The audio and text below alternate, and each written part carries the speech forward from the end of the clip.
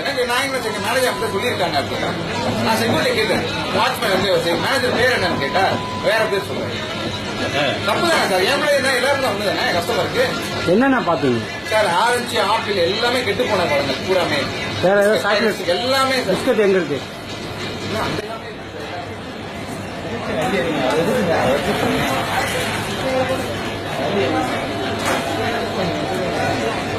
இந்த பாருங்க சார், இது பாருங்க, இதை யூஸ் பண்ண முடியுமா? நீங்க யூஸ் பாருங்க.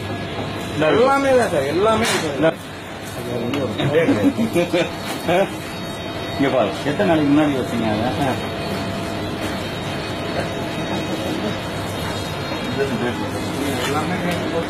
எல்லாமே 50% ஆஃபர் சொல்லி போட்டுட்டு எப்படியாவது காசு ஆக்கிடணும், இந்த பொருளை பூரா காசு ஆக்கணும் அப்படின்னு நினைக்கிறாங்க சார் எல்லாருமே. இந்த கம்பெனி கடையில ஃபுல்லா எல்லா பொருளுமே கெட்டு போன பொருள் 10 நாள் எக்ஸ்பிரி ஆகிற மாதிரி இருப்பாங்க. எல்லாமே விற்க தான் பாக்குறாங்க, காசு ஆக்கணும் பாக்குறாங்க. குப்பையில போடுற ஐட்டம் எல்லாமே வந்து காசு ஆக்கணும் நினைக்கிறாங்க.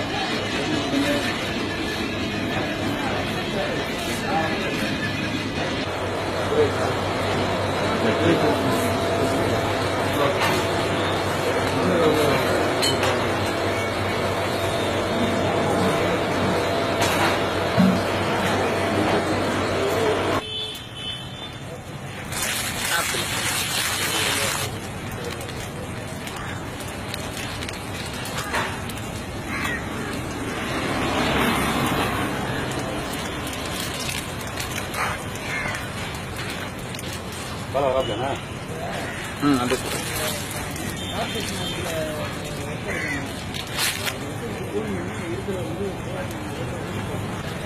மதுரை திருநகர்ல உள்ள ரிலையன்ஸ் ஃப்ரெஷ் கம்பெனில கடையில வந்து பாத்தீங்கன்னா இன்னைக்கு அழுகின ஆப்பிள், வெங்காயம், அழுகின வெங்காயம் அண்ட் மாம்பழம் இதெல்லாம் பார்த்து தள்ளுபடி விற்பனைன்னு சொல்லி விற்பனை செஞ்சாங்க.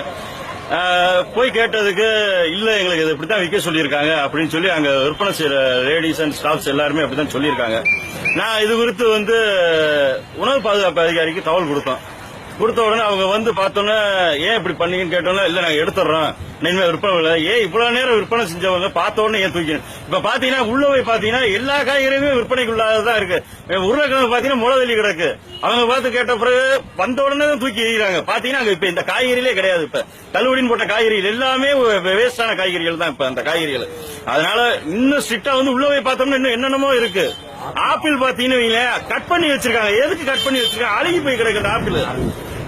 ஆரஞ்சு பாத்தீங்கன்னா சுருங்கி போய் கிடக்கு, ஃபுல்லாமே காஞ்சு போய் நூக்கல் ஒண்ணு இருக்கு. அதுல பாத்தீங்கன்னா வெறும் தோல் தான் இருக்கு, வேற எதுவுமே இல்ல உள்ளுக்குள்ள. அந்த மாதிரி இருக்கு. என்ன எதுக்கு விற்பனை செய்யறாங்க? மக்களை வந்து கிறுக்கனா நினைக்கிறாங்களா இல்ல எப்படின்னு நினைக்கிறாங்கன்னு எங்களுக்கு தெரியல.